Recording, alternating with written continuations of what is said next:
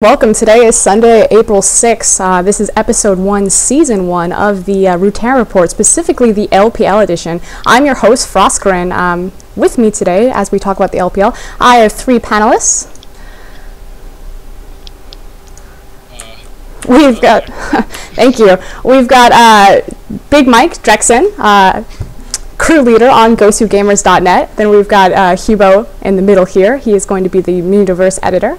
And then we're on the very right, we have Kelsey, LPL coverage for LOL Esports. Their Twitter feeds are below them. You can see that. So let's start it off slow, guys, since it is the very first episode. Obviously, with like NA, if you guys have watched the Runeterra report before, people can jump right in to be very analytical. But I feel like LPL, there's not a lot of knowledge out there. So first things first, we're going to talk about the availability of LPL. I just kind of wanted to get your guys' feedback on that. And how the availability, if it's, obviously it's not widely available, if that leads to any assumptions or, I guess, myths about LPL that you guys want to displace a little bit. So let's start it with Kelsey, and then we can work over. Sure. Yeah, I think the issue with the LPL that a lot of people don't know is that there's no English cast, so there's no way to immediately hook into, because if you watch the LCS, for example, there are English casters, and you can immediately start watching, and if you don't know something, they'll fill you in sort of as you go, say, oh look, this guy is known for his jinx, so we expect this pick. So then you immediately get this information. You don't have that information when you're watching LPL. Also, a lot of the streams are not that accessible to people who aren't in China because of restrictions with localizations and just video quality in general. So this causes some issues, and I think because of that, a lot of people only get to see China in these snapshot appearances in the international scene. You're referring to IEM? Yeah, IEM, and also the World Championships, so they make snap judgments, and they know Uzi, but they don't know Name, for example, who I think is a better player than Uzi in some regard. So. Right, and I can add into that as well. I mean, I know that Tencent Games, and obviously, you know, Tencent is one of the biggest companies in China, in the world. They own another very successful shooter called Crossfire, and I mean, they own the majority stock of Riot, so I mean, they're really big stuff. And I do know that a few people have tried to come in contact with the LPL out of interest of casting for them, but I don't think Tencent is really interested in expanding their brand, in aggressively expanding their brand at this time. I think generally, like, their Chinese League of Legends audiences are generally big enough to relatively sustain what their goals, especially for this quarter or this financial semester.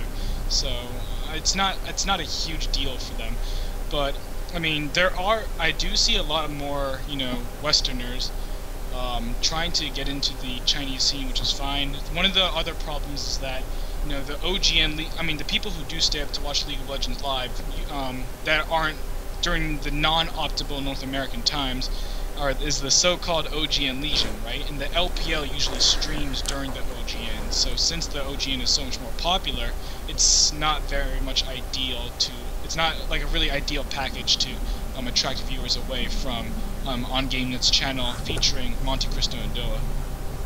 Yeah, for sure. And I mean, like, TGA has their VODs accessible, but I mean, a lot of people have buffering issues. There is now a Twitch stream, twitch.tv/LPL, which helps make it a little more accessible. But another thing is, like, yeah, I mean, like Kelsey says, you only see the little snippets of the Chinese scene here and there, and the last time before IEM that people could even relate to the Chinese scene is actually Worlds, and so much has shifted since Worlds. I mean, Royal Club's not the powerhouse we knew before. At IEM we didn't get a direct representation of how strong they were due to how the group stage operated, and not to mention that they were playing on vastly different patches. So yeah, the Chinese scene is kind of in the dark, and with, I mean, other options of English cast such as GPL and more importantly OGN, I can totally understand. I mean, why they wouldn't want to exactly put a top priority on expanding, and promoting their content to the English scene. I mean, if you look at the viewer numbers on the TGA VOD list, they're massive, and I'm pretty sure they're happy where they are. So it's kind of up to guys like us to help promote the scene a little bit, and I mean, hopefully an English cast will come out sometime soon, but yeah, that's pretty much where we are now with LPL as far as English coverage. And kind of taking a seg from you, Drexxin, you spoke a little bit about how the last time that we saw them was at IAM and how they didn't perform due to the circumstances surrounding it. Do you think that, like, what can you give as far as the NA or the Western viewership? What can you give as why should people care about LPL? Because you said yourself that the structure has definitely changed with LPL. Like the big powerhouse Royal Club, they are not the same team that they were in Worlds Season 2, which that's what a lot of people kind of like, oh, well, Royal Club, Uzi, like they know those names, but like Kelsey said, they don't know who Name is. So why should the Western viewers even care about LPL? Well, okay, yeah. Well, I mean, they definitely still have a lot of world threats. I mean, sure, the Chinese scene has been throttled a little bit. Teams that people are familiar with being very strong in Season 3 aren't necessarily that strong anymore. You know, Royal Club's kind of been replaced, that second-place team, by EDG, the supposed new super team in China, and then, you know, OMG, still a very strong powerhouse, but for most people who haven't been tuning into China, the Chinese scene lately, Cool, their star mid laner who actually went against Faker, pretty much in his, some would argue, like in his best shape yet, has actually been replaced by Zhang, and this guy has actually pretty much been MVP for weeks and weeks on OMG. So he's more than a suitable replacement. You know, and then, you know, obviously Invictus Game and World Elite didn't even have a showing at Worlds, but they're pretty much middle of the pack right now compared to these guys, and people probably have a lot to learn from these guys. People should be interested in LPL actually because maybe not so much this season since the trends have already set in and people are already playing a lot of things that they learned from China in Season 3 that actually happen to work very well in the meta. But I mean, China was the OG of like Shyvana, China was like the OV of like Pantheon jungle, and you know, all this other stuff, even the AP carry supports before they really had the itemization for it. So really, yeah, Loveland. Yeah, Loveland is a very inspirational player. I mean, a lot of people have a lot of creative things to take away from China, so if anything, people should start studying the scene. Right, and I mean, there are two other points I'd like to add to that. One, the level of AD carries and like bottom lanes in general in China are much higher, not significantly higher than Korea, but I mean, Chinese AD carries are really skilled, and because Chinese AD carries are skilled, you know, there's a lot of room for outplay. But then, I mean, obviously we wouldn't see that outplay if fights didn't happen often, but fortunately, you know, for the viewers, you know, fights in the Chinese meta are very, very, they occur very frequently. That's because some of the Chinese teams have their grasp of vision control and objective control is still a little bit shaky, and that's why we get all these entertaining fights featuring, you know, Name going against like PDD and that kind of, I mean, PDD is not that good, but then with Name going against other, you know, top tier laners and top tier, you know, tanks, and it just makes for really exciting fights. Then you can always expect the LPL to explode on any given second. To quickly interject on a point before I think Kelsey wants to make a point, you talked about the AD carries obviously being incredibly strong in China, which is very true as far as the meta. Do you think that there is a correlation kind of between like the top region in the world right now is Korea, and right now in the meta, the best, or I guess the most powerful role in the game is mid or jungle, and the best mid laners I think are arguably in Korea. Do you think that kind of puts back, because I don't think that there's as strong as mid laners in China, not that there aren't good mid laners, but as far as the global mid laner, obviously AD carry is at its weakest that it has ever been in the game, and you have all these powerhouses on AD carry. How does that look for them going into Worlds or as a region in a whole comparing globally? Well, one of the things that I'd also like to say is that because, so first let's talk about the Chinese play a little bit uniquely. They give a lot of farm to the AD carry, and the AD carry is generally, you know, relatively even in experience and gold at most parts throughout the game with opposing tanks, just because AD carries do get a lot of solo lane farm. So what we have to consider is the fact that because AD carries in other regions are generally, you know, weaker at most stages of the game, that's why they don't have a large impact. But you're right in the sense that we're not going to be able to see how the metas really interact until, you know, maybe All-Stars, when we have games between Chinese teams and Korean teams. I mean, that's all I have to say. Kelsey, you got something to add? Yeah, so kind of going off what you said about the AD carries being the focal point, I think also the way that the Chinese play the game is very different from the way Koreans play the game, and I think that there are so many people copying the Koreans that they don't even think about, okay, is this the optimal way to play? Because the way the Chinese play is much more about zone control and 5v5 fights. And if they're all grouped as five, like people have to think, okay, what do the Korean pick comps do? Like in optimal play, what do the Korean pick comps do against teams that are always roaming as five, right? So these are the kinds of things that we also have to think about in the Chinese LPL scene. If we're talking about, are we zoning too much on pick comps? Can we learn something else from LPL? That kind of thing. And to expand on that, Kelsey, you and I actually had a discussion last night about the Korean running that season, what was made really popular in Season 2, that rotation meta, playing the assassin, warding an area, forcing a team to make a rotation into your assassin, 100 to 0, someone make a pick, go for an objective. Whereas it seems that you guys keep talking about the Chinese meta being very team-oriented, very 5v5, team fight focused. Is the Korean meta or is the Chinese meta kind of the answer to the poke comp? Because you made the argument that, well, how are the Koreans going to make a catch on China if they're constantly grouping, which they do group very early? Well, so here's, and sorry, Kelsey, I'm just going to steal your spotlight for a second and a half, but maybe a little bit longer than that.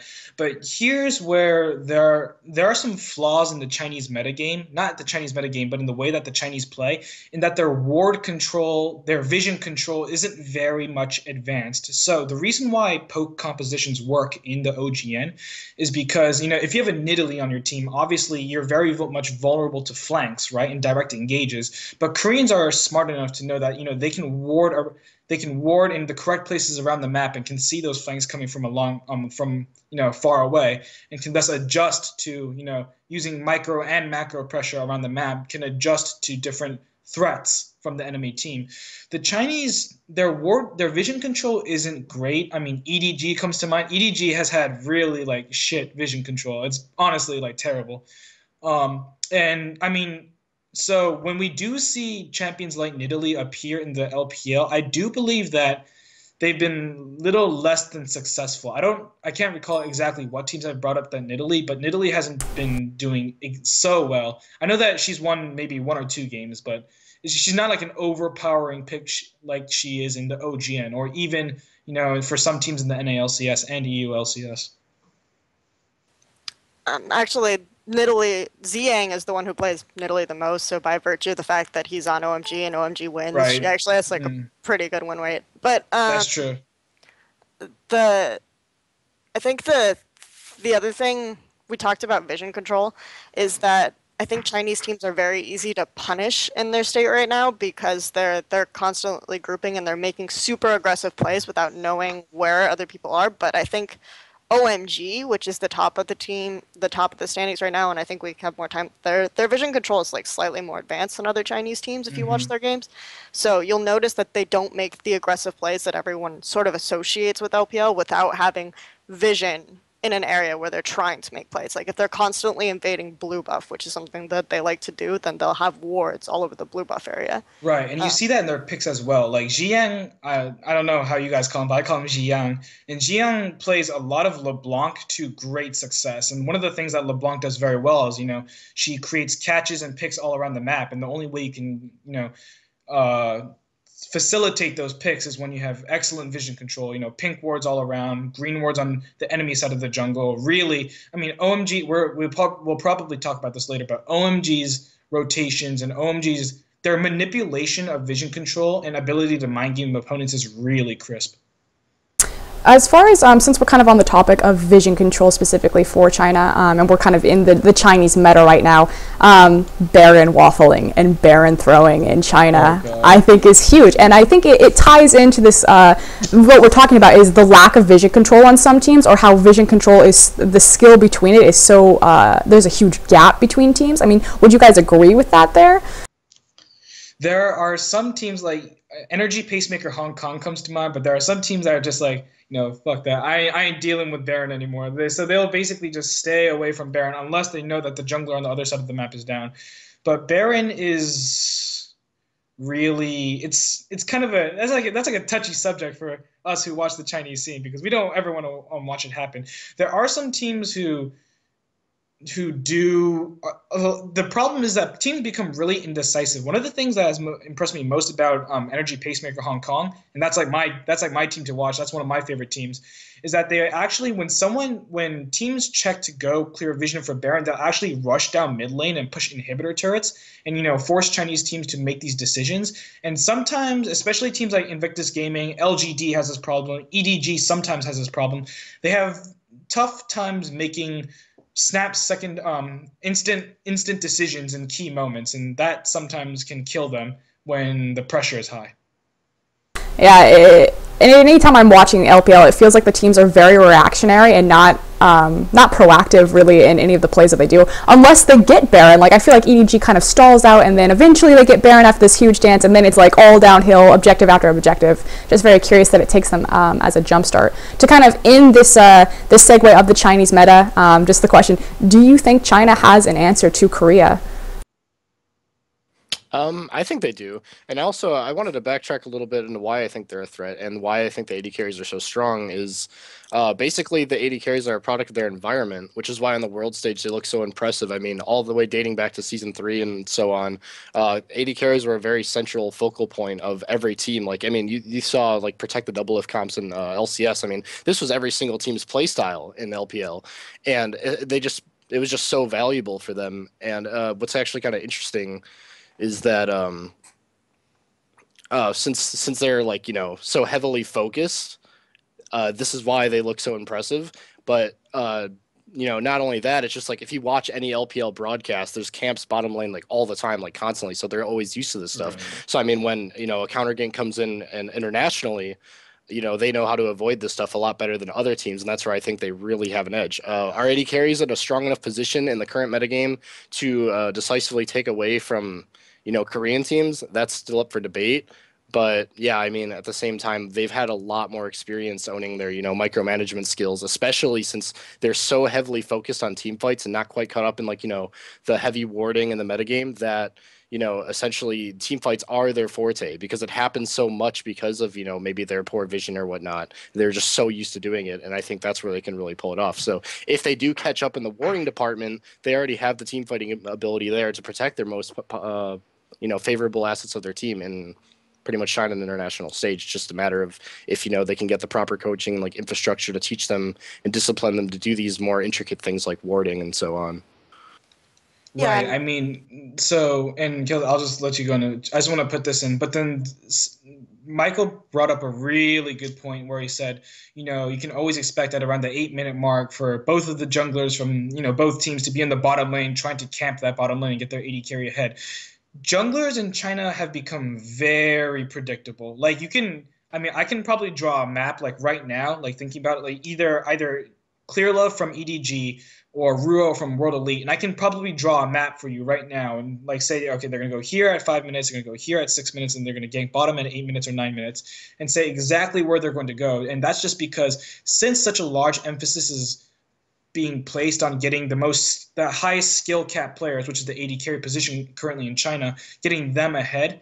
Really, I mean, it's so easy. It would be so easy to counter gank. If you put a jungler like Ruo or Clearlove in front of, Samsung Ozone's Dandy, I think they would just get destroyed so badly. Oh, it would be ugly.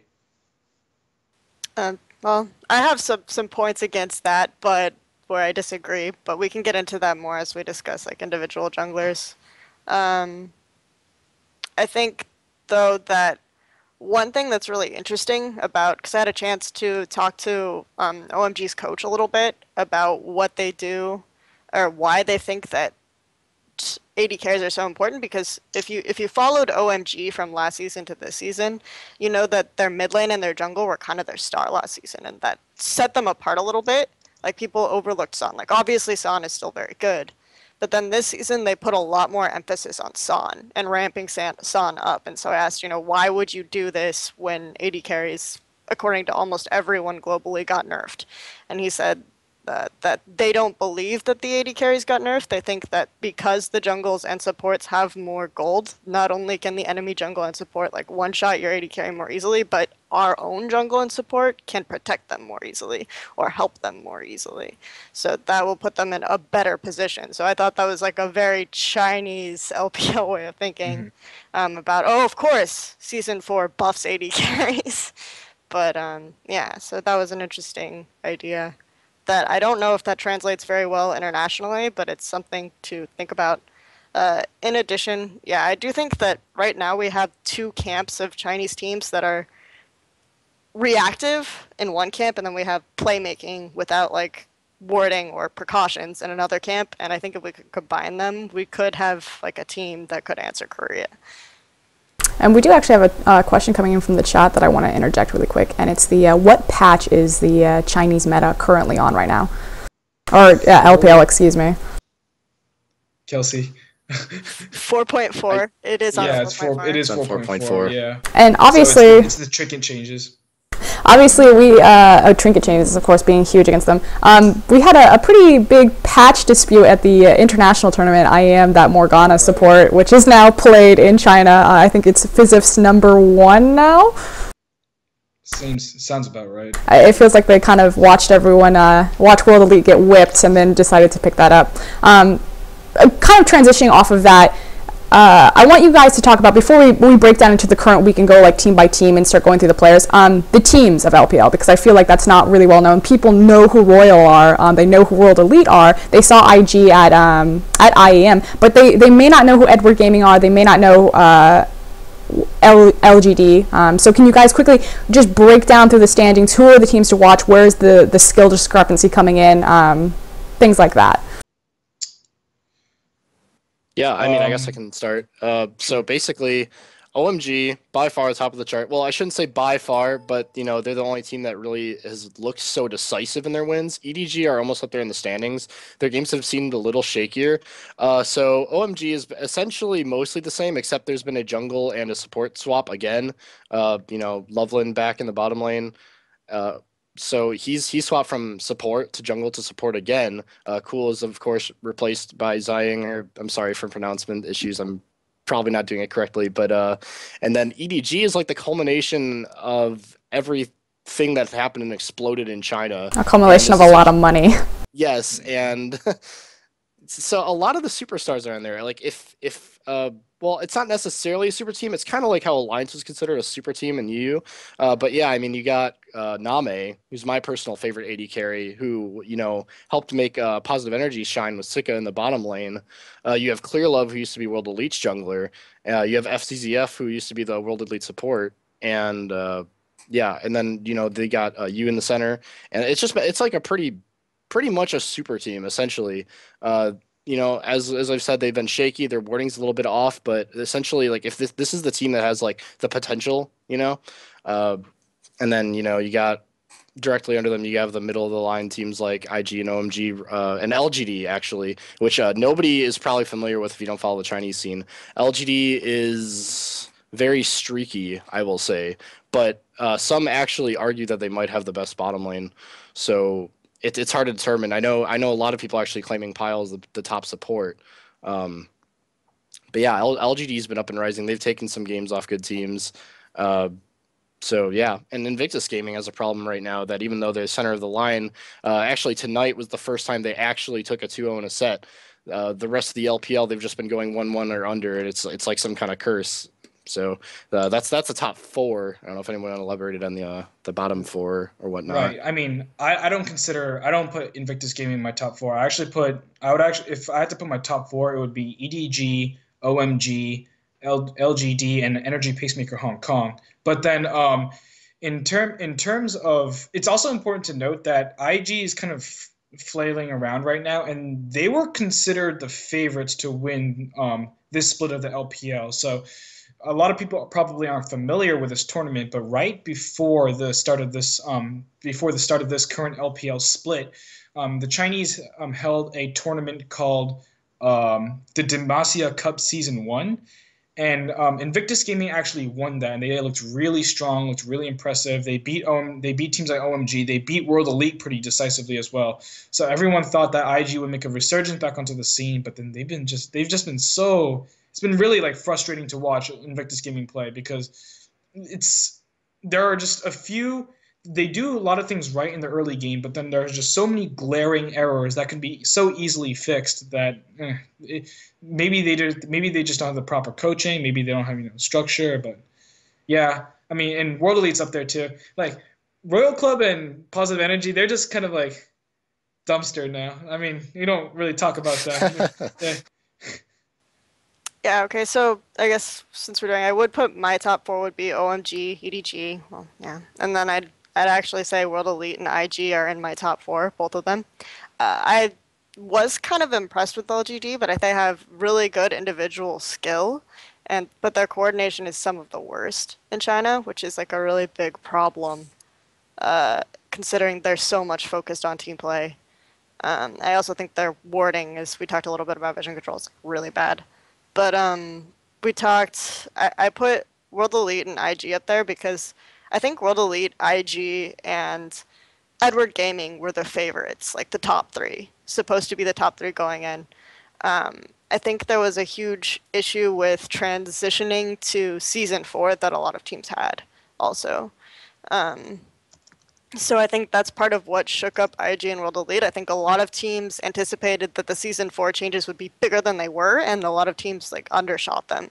And I think teams that undershot them are teams that struggle more with warding, and then like late game coordination, and teams that overshot them are the ones who are like more indecisive early. Like World Elite and EDG, I would put in that camp. So I think World Elite and IG are sort of getting up there, like they're putting themselves back together, and I think like the patch shakeup was the big thing, but I think that they're going to be in top 4 by the end of the season. And World Elite is already number 3 right now in rankings. I do think Energy Pacemaker is like an overlooked team, but again, their wins are mostly against like teams that have the same thing they do, which is like really, really aggressive early play.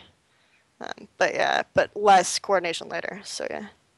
And Drexxin, do you have anything to add as far as your favorite teams?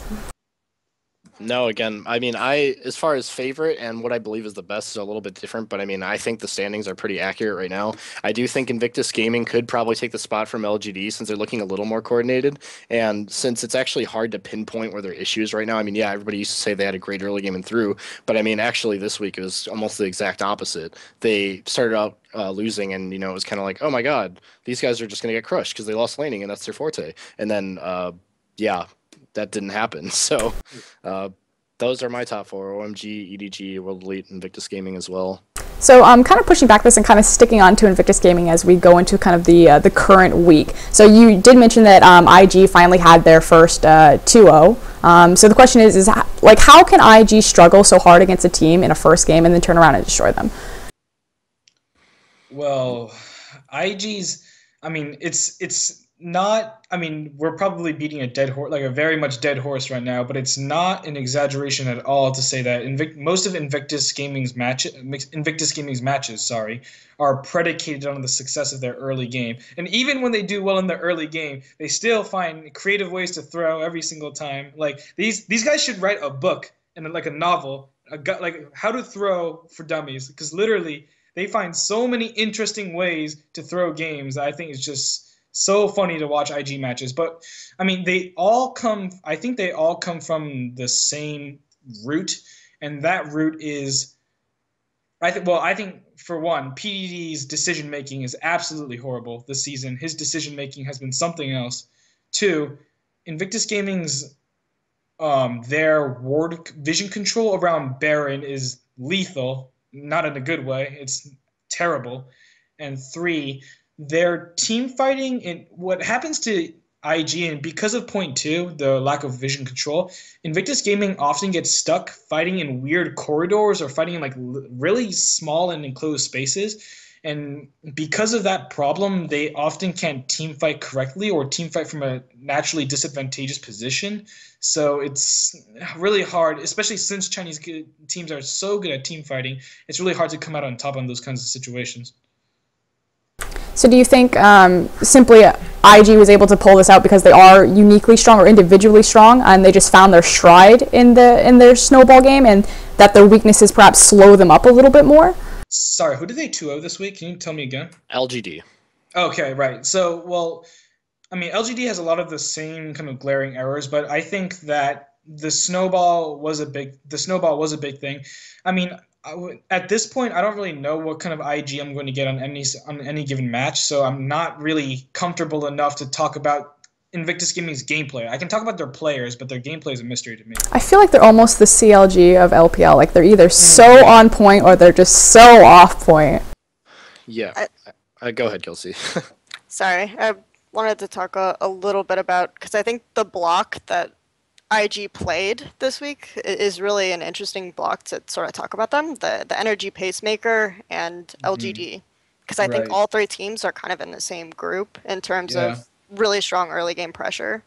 And it's interesting to note that they have some of the worst, because I try to keep track of when Barons and Dragons are taken, and then like whether or not the teams have it warded.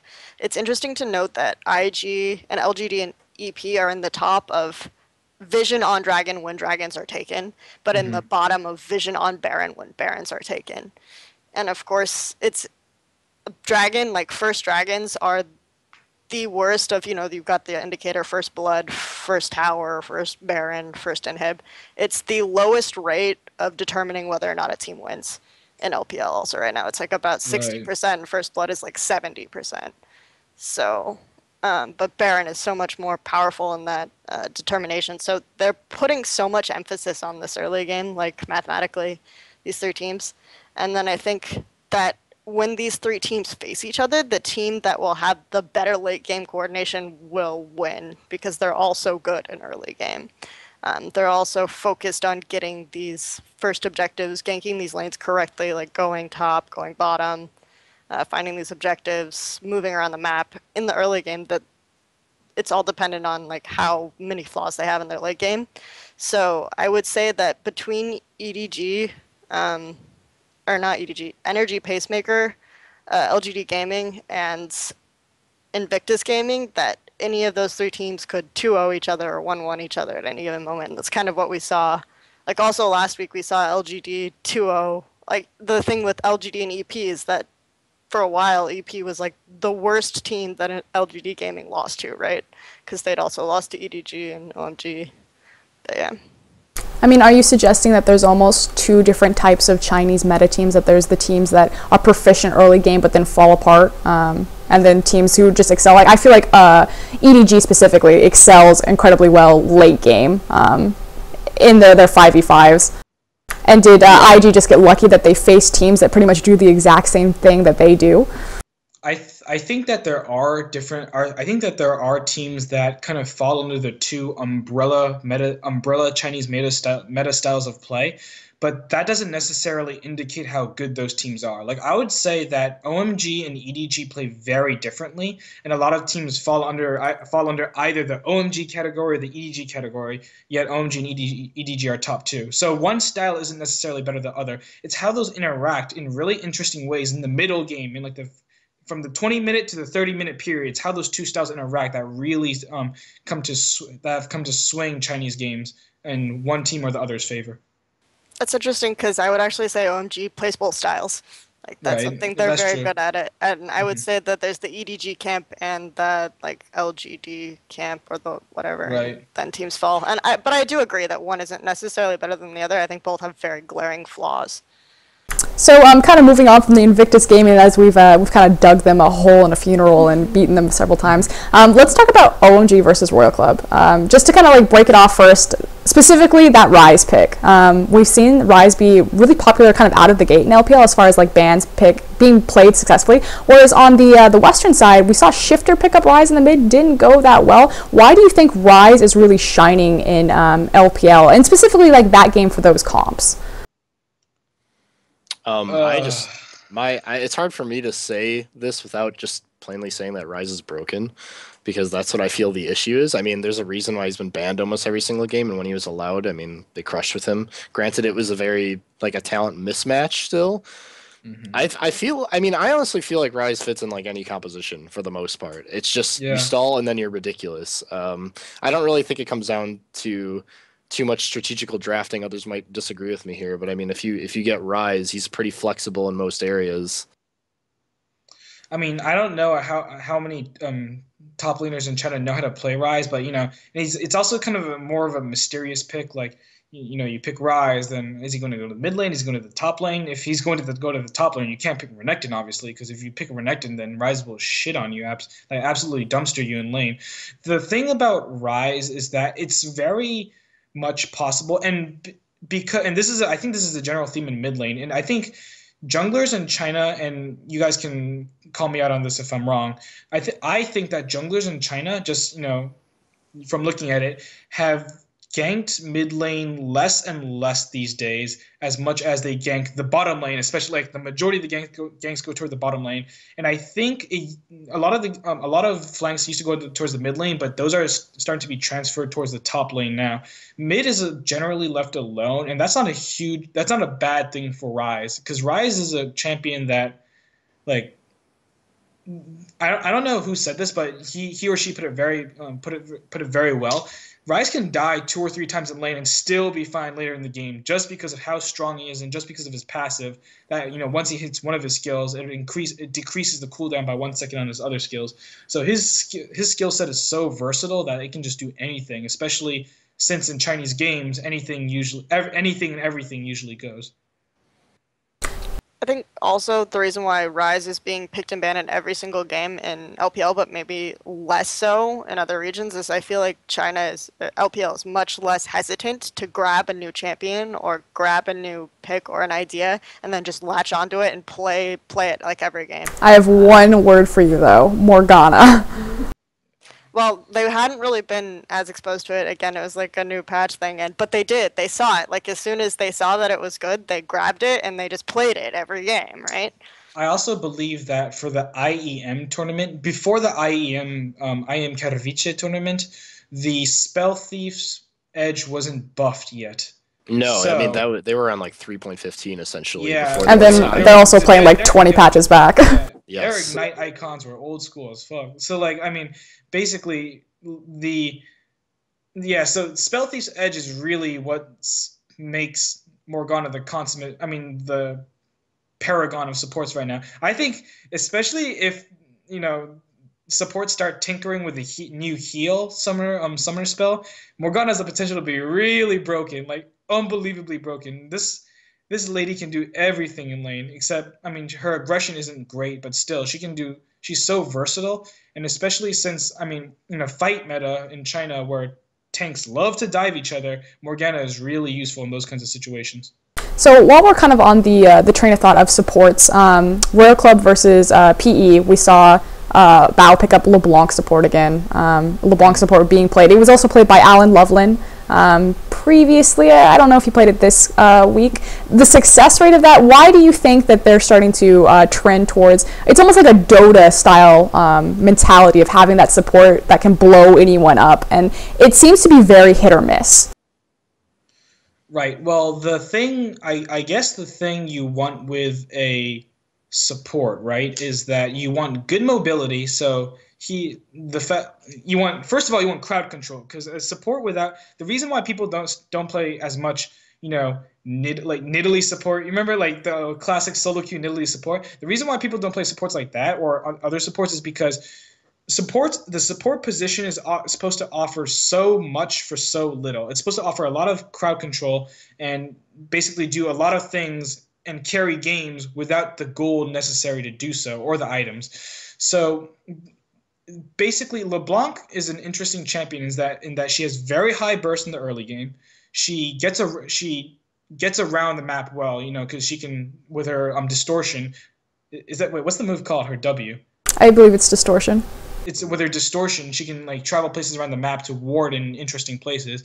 And she also has a crowd control in her ethereal chains, I believe it's called, in her ethereal chains to lock down a lot of opponents. So once LeBlanc hits 6, and even before that mark, she's really dangerous in lane. I still don't think that she's a great support, but I mean, a lot of like the Chinese support counterparts, like the opponents of the people who are playing against LeBlanc, just can't seem to really get used to the way her kit and the way she moves in the bottom lane. Do you think, I mean, talking about how China is 5v5, they do a lot of early team fights, the big dragon team fights, the constant ganking. Do you think that there's an advantage in picking up, like, we've seen Syndra support, LeBlanc support. Do you think there's an advantage of picking up those mages because they do get that power spike at level 6 in the support position or not? Into those early mid-game fights, is that really what they're going for? Not just the mobility, but the fact that we know we're going to be fighting early. Why not take another champion that's going to bring that much more damage?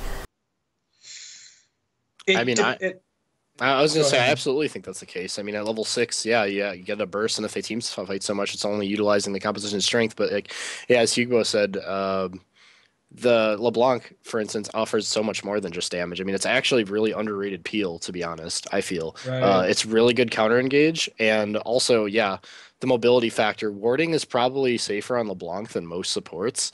And so I think that's a huge factor. But yeah, it's just pretty much the culmination of all those things that makes it popular. And then, you know, obviously Annie's been changed quite a bit. We haven't been seeing her as much. Annie is very all or nothing. On the topic of Masters last night, we saw that not work out too well. We've seen the glaring weaknesses of Annie and how it can be abused when someone like LeBlanc, maybe not as good of an AoE engage, you know, or anything like that, but she does have a kit and she is very safe. So I think that's why people would pick her, not just the burst, but all the things that were mentioned earlier. It's actually really curious that Annie has had so many changes and her almost decline in China. Yeah, so so I mean, that's the origin, really. the only one who really still plays her is Alan, actually, for Loveland. Alan for OMG. It's actually his most pick support is Annie. And then he's also the one who's bringing out all these other mages. I kind of feel like he's looking for a substitute for Annie that does like all this burst. And so that's where we get the LeBlancs and the Syndras. And he's also started playing the Morganas, which is a mage support. It doesn't have such burst, obviously. And Morgana, LeBlanc, and champions like Syndra are all early game bullies. So of course, you know, when they do receive their ultimates, they do hit a spike in level 6. But like I said before, if the early game doesn't go that well for one of these supports, it can get very tedious at times for teams, because one of the things about carries in the game of League of Legends, they don't scale off levels and experience, they scale off items. Like AD carry, you know, you could be level 18, but if you have no items, then you're absolutely done for, right? So for mages, it's not as much. For mages, you know, levels are important too, but items are really just crucial. And if you don't have items even by that 40-minute mark, because all of your goals go into the AD carry and top lane and the mid lane, then you become slightly more irrelevant later in the game, especially since Ethereal Chains is a relatively hard skill shot to land. So, I mean, when you lock in a support like Syndra or LeBlanc, you really have to make sure that you're doing all that you can to ensure your success in the early stages of the game. And then, yeah, like when we saw it be when Alan actually stopped playing LeBlanc support, it was again against the first game they lost to IG when they ganked bottom over and over again and just punished the pick. So he couldn't really get going, and he ended the game like 0-7, which is pretty interesting. So that was the bottom side. The other thing is that when Loveland does play these supports, he doesn't build a lot of AP. And like, I think Bao built some AP when he was playing it, though Bao just didn't really do well at all. But he doesn't play this AP, so it is very much all about the early game. It's very high risk reward. Like, you need to get the burst out when your base damages are still relevant. And then this is how they choose to carry the game and then build, like, put all of that kill potential as an addition to your AD carry and get your AD carry fed, get Son fed, get Name fed.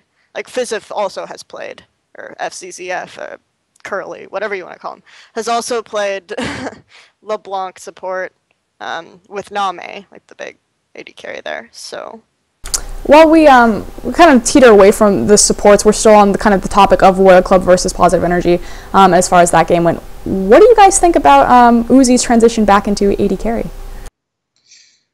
That face. I think initially it was terrible, but it seems to be doing better now. He makes a lot of mistakes, I think, later on compared to what I've seen from him, in his prime, I'd say. But he's very good at getting a lot of gold and getting rich. I'll say that much. I mean, his farm's been spectacular even when he's in a losing position. I think you can tell there's definitely some unfamiliarity with his support, and that was his issue in the first place, was the discomfort of making that move when Tabe retired. So that's very apparent. But, I mean, speaking strictly from the standpoint of someone that just recently switched roles, I'd say he's very good. Had he been an AD carry the entire season, I'd say I wouldn't be quite as impressed, but his flexibility is pretty impressive. I don't think he is a top 3 AD carry in China, but I do think he's very good, and I do think he's being thresholded by his team a little bit. Right. I mean, if you take him, his Caitlyn is par with some of the top level Caitlyn play in China. The reason why it's kind of difficult to talk about Uzi was because, we're critical of him right now, but he's still really good. Like that's how good he was in season 3. In the season 3 World Championships, this dude literally made, like, this 16-year-old boy literally made 0 mistakes. Like, his positioning, his game sense was so good that he could just completely manipulate his lane opponent to essentially do whatever they want. His lanes would always go his way. Obviously, that's not the case, but his kiting's really good. His decision making is but in team fights, he generally does pretty well, but I agree with Michael. If he had been playing AD carry the whole season, I would have been less than impressed. But considering that he's made the move pretty recently, like last week, it's not a bad package what we're seeing right now. I feel like the transformation of Uzi that we've seen. A beautiful butterfly. Oh no, we lost Hughbo. We lost Hughbo, which means everyone got slid over. Okay, he's coming back. But My bad. No worries. So the transformation that we've sort of seen Uzi play is, I watched a lot of the Chinese off-season tournaments when he was first learning mid lane, where he went about it the same way he went about AD carries. Is if I just farm, if I just go, then I'll be able to carry my team. But obviously that didn't work from the mid lane, because the mid lanes in China are very much about, I guess, propping up other members of your team. I think especially now that they're playing a lot more carry jungles, mid lane is even more about propping up the rest of your team. So he sort of had to learn, okay, he had to learn first of all that he can't play Vayne mid against Cool. Like, that's not gonna work. Yeah. And then he had to learn, like, how do I do this? Am I gonna roam bottom? Am I gonna roam top? Am I going to camp the jungle? Am I going to continue to try to pressure my lane? And I think he made a lot of strides in that regard. And I think going back to AD carry, he's in the same position again. How do I impact my team from this position? He's defaulting back to the farm. And then he actually, in the games against World Elite, I think beat Wei Zhao, like, pretty handily in lane, like Wei Zhao and Conan. Very handily in lane, but then I felt like Wei Zhao had much more of a late game impact in terms of the team fights, even like an item down. So I thought that was really interesting, and I think that's something that he's struggling with more still, even as he transitions back. Like, every time he transitions, I feel like he's going to have this struggle if he continues to do so. And you actually had an interview recently with Uzi. Do you think the era of Royal Club kind of being, again, it goes back to that whole thing about the Western world doesn't really know about LPL. So when people ask, well, who's a team in LPL? Everyone says, oh, Royal, Uzi's so good. But again, if anyone watches LPL, Uzi is very far down on kind of like the top tier AD carries. Do you think that Royal will ever really rise back up? They did get their new mid laner in position now. I mean, do you think that they're going to snowball ahead? Absolutely not. No. Royal Club is too bad of a team. They're too terrible of a team to do well in the LPL. Like, I mean, I can't be nice about it, like, because consider where Royal Club was at the beginning of, at the end of the Season 3 World Championships. They had a really good roster. And, I don't know what happened. I guess that I wish Tabe would come back to Royal Club and, try to coach them up or something like that. But obviously that ship has sailed with all the crap Tabe has been talking about of the LPL and Tencent games and stuff like that.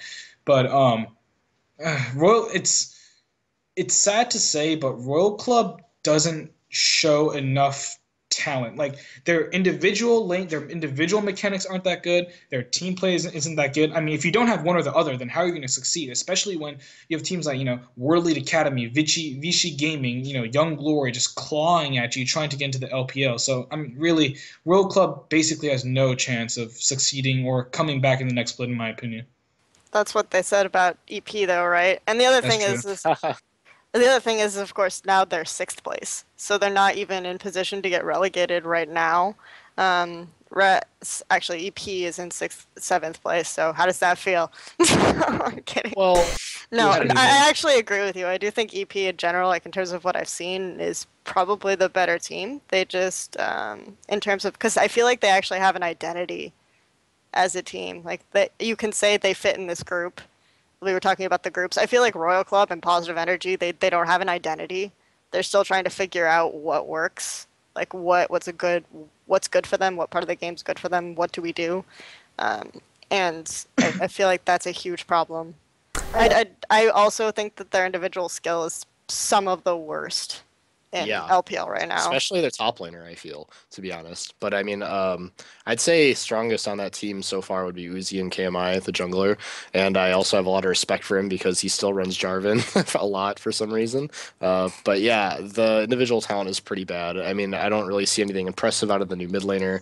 Top lane is usually always a loss, and it's kind of hard to determine the performance of Uzi's support currently. But yeah, when you don't have the individual performance or the team play, it's kind of shaky. I'm actually surprised they're above Energy Pacemaker because they've been, kind of actually impressing me a lot. Like they seem like an actual evolved team that's not just getting upsets.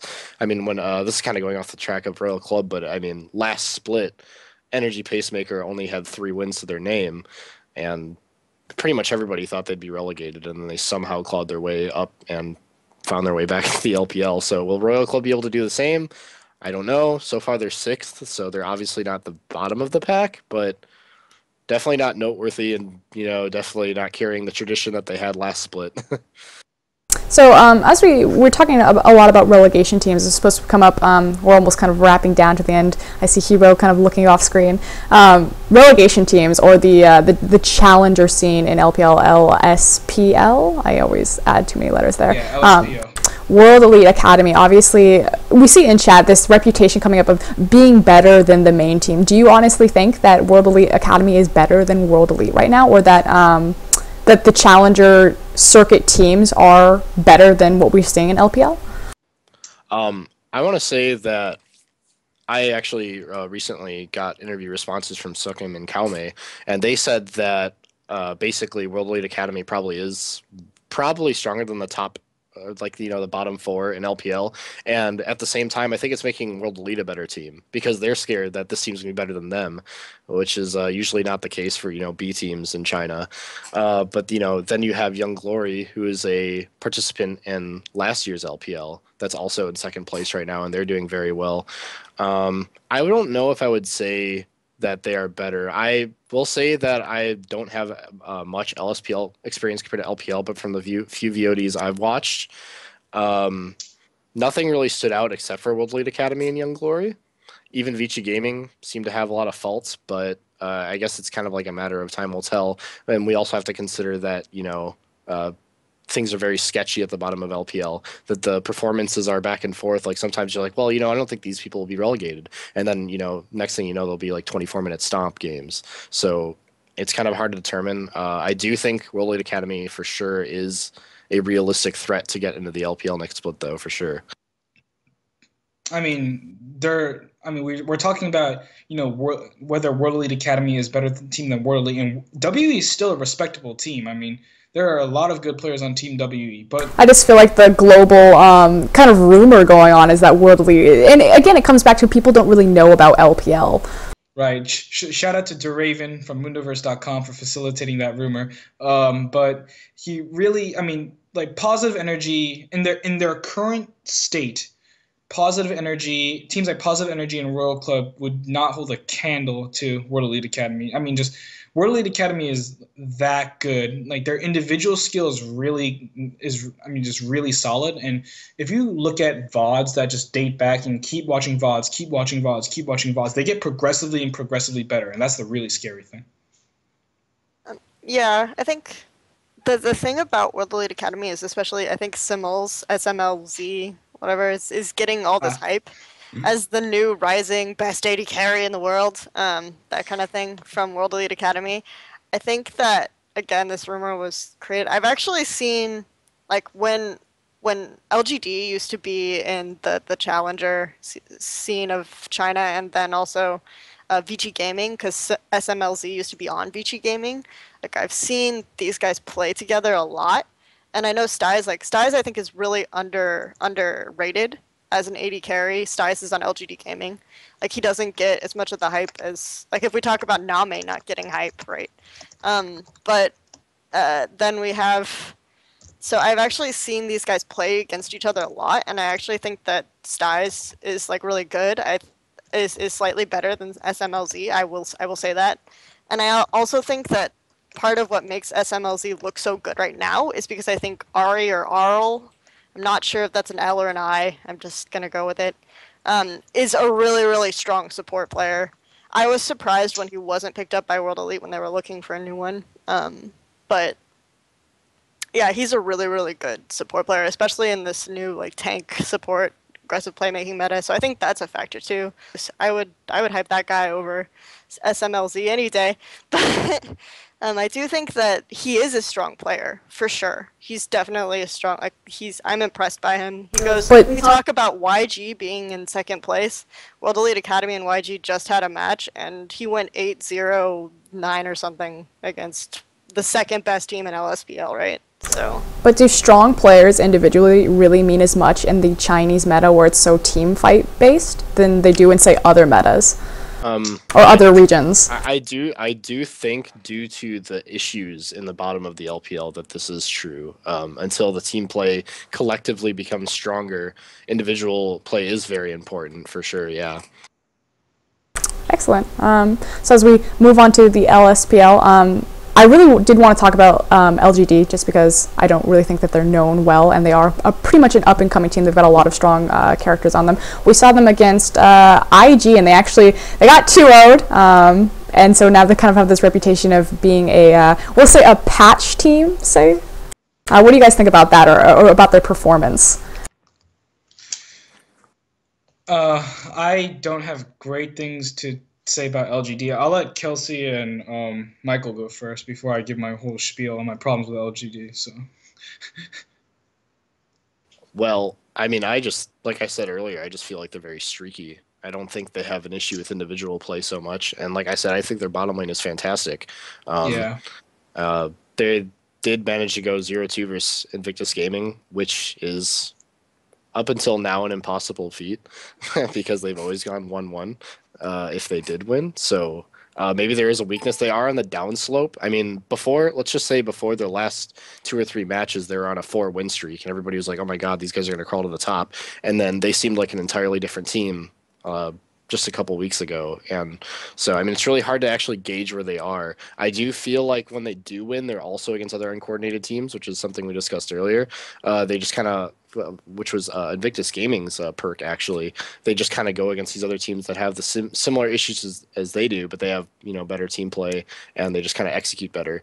So, yeah. LGD is a very fun team to watch, I'll say that. LGD and IG are both very fun teams to watch, despite their issues. But, yeah, I just think eventually LGD will claw their way back up and go on a streak again, because that's all I've ever seen. They rarely have back and forth games, so it's hard to determine for now, but they do have the individual talent, especially with how important AD carries are in LPL. So I think that LGD is a really interesting team for me, and I've rewatched a lot of their VODs to try to sort of figure them out, I guess. And I think that I think of all of their individual players, and I don't think that there's like necessarily a weakest link. I would actually say Pyle, their support, is their weakest link. I know everyone's like, wow. I don't think he's like, I've seen him with so many just like misplays, mechanical issues, things like that compared to I think the rest. I also think that the thing about LGD is they're very pick dependent. Right. As a team, I feel like their players are like Quan. If he plays Lee Sin, you're not gonna get first dragon. Like the enemy team is not gonna get first dragon. It's impossible. They're not gonna get first blood. It's impossible if he's playing Lee Sin, because he'll just be where he needs to be and he'll do what he needs to do. But he'll like kind of default back on Olaf if he doesn't get Lee Sin, and his Olaf just kind of makes me go, what? Yeah, I think, I mean, on my end, I think that both Quan and Star are really bad. I mean, they're just because, I mean, Quan is really good on Lee Sin. Like Kelsey was like very accurate. Quan's Lee Sin is so mechanically clean. Like it just the way he moves around the map and the way he's able to sniff out like enemy ganks on such a versatile champion is just really amazing to watch. But on other champions, a little bit, there's a lot left to be desired. Star, on the other hand, I think he does fine in lane, but when I pause the game tape and I usually watch VODs because I'm watching OGN live, especially since it's my time. Like I go to work and I come back and then I eat and watch OGN. But like when I watch these VODs, right, and I pause, and look at Star during team fights, he really fails to impress me. It's not that he doesn't necessarily not do his job, but his game changing impact. I like to gauge players by game changing impact. His ability to turn around team fights is not high, and I think that in a team that can use every single asset that it can get, that's not a good thing to be. Like not non-impactful is not a good thing to be. No, I agree with you, especially in the Chinese, since they're so reactive and about turning those team fights. If a player struggles there, obviously that's a huge weak point. Also, I was just going to say, I also think that, and I think this is kind of a huge cop-out, right? But still, I also think that the issue is, like, Star does not play, or is not good at playing top lane in the traditional role that's expected of him right now. He did have a kind of a weak game on Irelia, also against Invictus Gaming, but actually discussed this with Kelsey yesterday, that ever since Riven's received a nerf and they caught up in patches, it's been a really rough patch for Star. Star kind of wants to, go in and just zone and just kill things, when what's demanded of a top lane is pretty much the exact opposite of that, and especially in China when it's so important to protect your AD carry. So I think that's where he falls short. Maybe he does have the potential to pick it up, but right now he's not doing what the team needs of him. Yeah, and I think. Right. Sorry. I wanted to elaborate a little bit more on the Riven thing. I think that's huge for them. Like, I think it's like destructive to LGD. It like undermines their very existence because they are so pick dependent as a team. Oh my that God. If suddenly one of that enemy teams have to say okay, and then also the Kassadin nerf, even though they don't play Kassadin, is actually big. Like the enemy team has to say, okay, what do we ban against them? Like Quan is really dependent on Lee Sin. I feel like Styes is actually pretty dependent on Caitlyn. Like he does well on other champions, but I think Caitlyn is like his thing. And then you have Star who played Riven. So and then you had the Kassadin thrown in there. So if the enemy team had to ban like one of those four things, or like Elise maybe had to ban one of those things, then at least one of those picks are going to get through. But now they can just ban like Caitlyn or Lee Sin and then have another ban, and they just like they don't have to ban Riven anymore against LGD. But if you look at before that patch, every single ban against them was a Riven ban, had a Riven ban in there. So or Riven went through and then Riven could just like 1v5 their entire team. So these were the situations. Yeah, so I mean, I wouldn't say LGD is a one-trick pony with Riven, but I will say that you can very easily tell that if they don't get the drafting phase they want, that they're very weak. There's a reason why I believe Styes plays Caitlyn so much, and that's because he's self-sufficient and kind of detracts from the main focus of how Star plays. So if Star can't peel and Styes is playing something like Sivir or something is very easy to catch out, then that's where there's issues, and it's very glaring. So yeah, I mean, maybe they just did well in the first few weeks because teams didn't study them quite enough. But now that they've had time, they understand their weakness. I totally agree. And if Sai doesn't get Caitlyn, he very rarely sees the peel he needs to survive in team fights, despite being what I think is one of the best AD carries. So yeah, it's definitely, I definitely agree that it's very pick dependent for LGD. So going to kind of curb us here as we wind down. We're coming to our hour time frame. Last question is I was going to ask you guys is your world predictions of who do you think from China is going to show at Worlds? Already? Already. So I told people at the beginning of the split that I think that in the future, like in 2014 Season 3 World Championships, the teams that I think China's going to send to the World Championship, assuming that the Worlds does take 3 teams from each region, was OMG, EDG, and either World Elite Academy or NAG Pacemaker Hong Kong. And I know that the EPHK is like a really weird pick, but I think if we can take a little bit of time to talk about EPHK, like the way they think about the game. I mean, for example, Kane, like this dude, like the AD carry Kane for EPHK, he plays a lot of Sivir. So when you like think about like teams that play a lot of Sivir, it's already like, how can I use a broken speed attack, a movement speed steroid to manipulate the way the game works and to try to catch people out, to try to create advantages through MS, right? And I think EPHK is so smart. Like their first 35 minutes of every single Energy Pacemaker Hong Kong game, even if they do get behind in lane a little bit, I'm always like so impressed by the way like these players seem to think. The latter, after the 30 or 40 minute mark, Baron throws, mispositioning, Energy Pacemaker's team fighting is not great, but I still think that those are all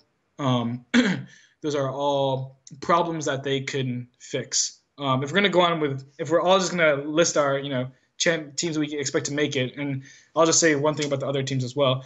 OMG is, they're like the consummate favorite. Big Pomelo has actually really impressed me in the jungle. Alan, former Loveland, after he broke up with his girlfriend, unfortunate, but Alan, I think his mechanics aren't spectacular, but the way he moves, like the way he positions impresses me a lot. Like especially in lane, like the way he can, I don't want to call it orb walking or stutter stepping because that's usually reserved for AD carries, but the way he always, constantly positions himself to put his AD carry at an advantage or his other teammates at an advantage really impresses me. For EDG, I think Name and Jiayang can honestly carry a game at any given moment.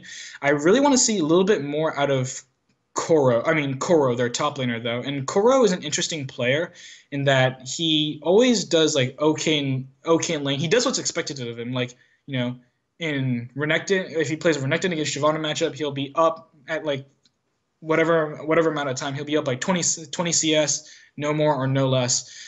And also, one thing that pisses me off about Koro is that he will often think about not buying items and returning to lane in order to save up for items later in the game. I really don't like that mindset, especially since EDG is a team that really needs to focus on, obtaining more objectives in the early game. So, for example, a good example is that, Koro might not have enough gold for a giant spell, so he wants to save a little bit of gold. So he buys, like, really early on in the game, he buys Ninja Tabi with the Home Guard enchantment. I'm just like, what the fuck? Like, it's like some really interesting things that he does is, I wish he could fix them, but, OMG, EDG, and whatever other team makes I think they all look really strong. I'll just go ahead with mine then. Also, actually, I wanted to put in a note on Energy Pacemaker too as well, is Kane has like some homing missiles on last hits for kills because the kill distribution is always him like 13 kills and 1 assist, and he has like all of them, which can work against him, but I just think it's hilarious, and that everybody should watch I will say that it's not the highest quality of games, but Energy Pacemaker versus IG, everybody should go watch that set because it's freaking hilarious. Like it is Yeah, like it's the so ending. funny. The ending is the best thing ever. Oh Uh, my god. but for my prediction for Worlds, OMG like 100%. And the reason why I don't even say EDG at this point in time is because even if they made it on the world stage, I actually feel that they'd get punished pretty handily just because they have that trouble in the early game, and early game is so important against, when you're talking about the top teams in the world. OMG doesn't really have any glaring weak points that I can see. Most people actually last season would have said that maybe their bottom lane wasn't spectacular, but since the spotlight has shifted, and actually I think San's always been this good, but since the spotlight has shifted, San is looking absolutely ridiculous. Yeah, I mean, OMG in their set this week, they were able to 4v5 the enemy team, and San was just casually pushing bottom and taking out an inhibitor. So, I mean, these guys know what they're doing. They definitely will be the only team that really has a huge advantage against the Koreans. But I will say, with my first two being OMG and OMG and EDG, that around springtime last year, I don't think anybody at the time would have said Royal Club was going to make it to Worlds. So it's very hard to predict who's actually going to go based on the fact that so much has changed even between Spring Split and Summer Split, not even just Summer Split and this year's Spring Split. I believe the last time Royal got into Worlds as well, it was over an upset. That they actually even made it into Season 2 Worlds. Yeah, there's I mean, I a think huge most conspiracy. Yeah, I think most people actually thought World Elite was the better team at the time. So yeah, it's hard to say. So much can change. Like China's a very region. It's All the very time. fickle. It's very fickle. We'll put it that way. But yeah, OMG 100%. I don't think we'll see any huge upsets from them. I don't think we'll see them like falter anytime soon. They just seem to have it together. And also, I wanted to say another reason why I think they have the secured spot is, as Kelsey mentioned earlier, they know both styles, which tells me that from an organization standpoint, they can study and make effective use of multiple styles, which means they can also counterplay against multiple styles. So while China's like very, isolated and they can only play against their own things, OMG is like more set to be able to play against multiple styles just on a whim, unlike the results we saw from World Elite and Invictus Gaming at the IM World Championships. OMG will actually be able to adapt and not get completely like crushed, essentially, which is what happened on the second day there. So those are my picks: OMG, EDG. So quickly, Kelsey, hit me with your picks so I can wind down and get Hughbo to bed because he's looking pretty tired. OMG, I think, yeah, for things that I mentioned. I actually really think Koro is good at team play. I think that as I think the flaw though of Koro is that as the meta shifts away from top lane bruisers, as people are saying, or I guess tanks, as people are saying, is that he might actually struggle. So that's the thing. But I do think that, yeah, again, EDG and OMG, the thing that sets those teams apart is each member knows their role and can do it. And I think OMG's players can play different roles very well, and that's the thing that makes them the jungle and the mid can switch off as who's the carry and who's the propping up the team. And then also, I think so for my third team, I'm gonna pick Wings of Aurora. Just a wild card out there. Just rep the Wings of Aurora. Yeah, I will say this though.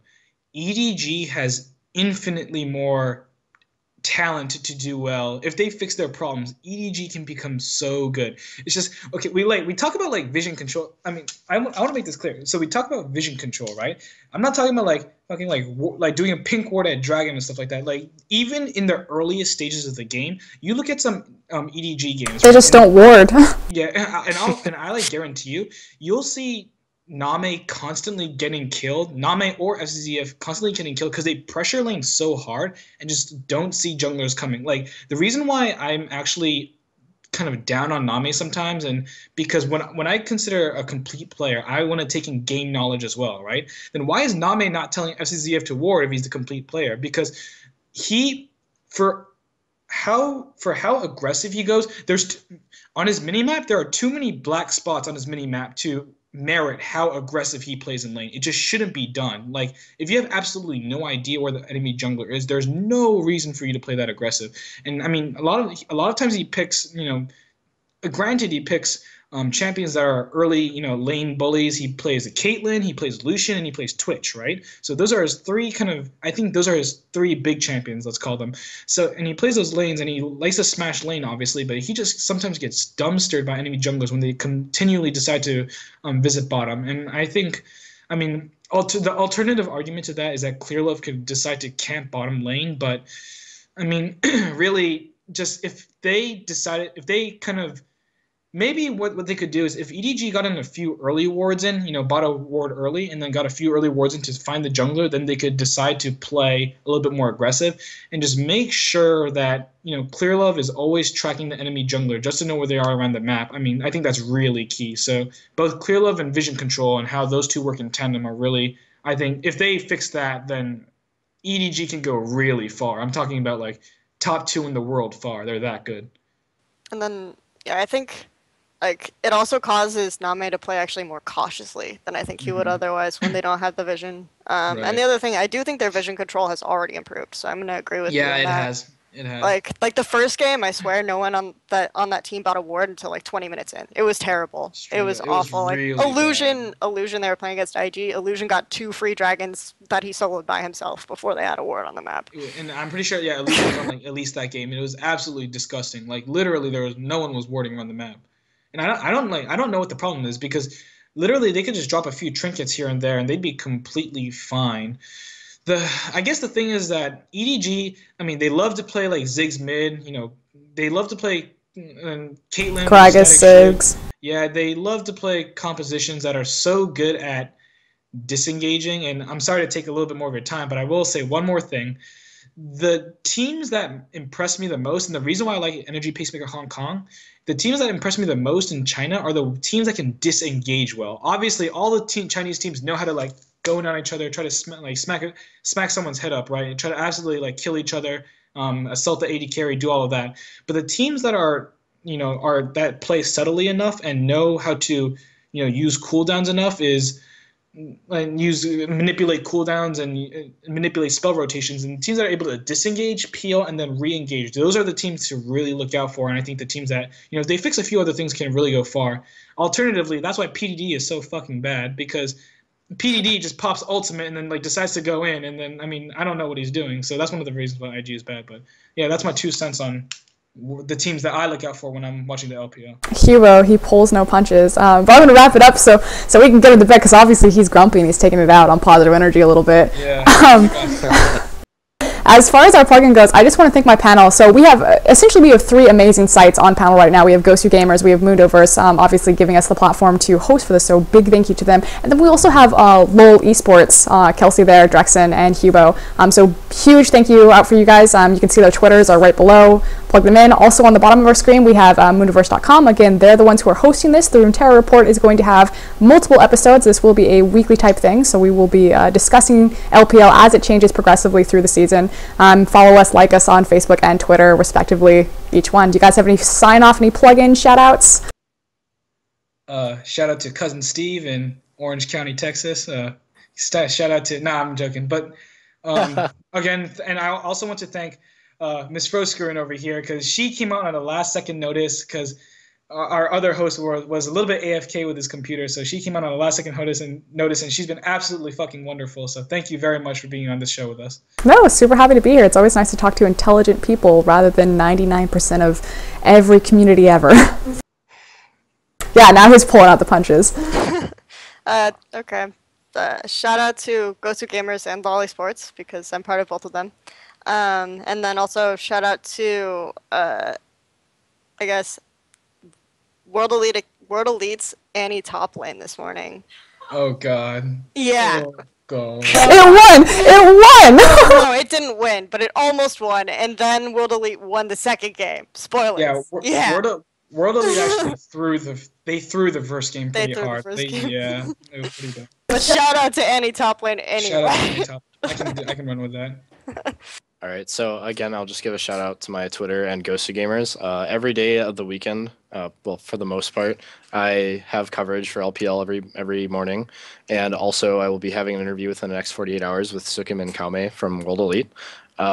shout out to all you guys. It actually is really nice to be able to talk about LPL and not just like huddle in my little corner where nobody knows what I'm talking about. And last split, I was like the only English speaker that watched it like at all, I swear. So it's actually really nice that, I mean, even if it's low in comparison to the other Asian regions, that you know, LPL's picking up a little bit. Again, go watch Energy Pacemaker versus Victus Gaming because it's hilarious. Other than that, I guess that's pretty much all I have to say.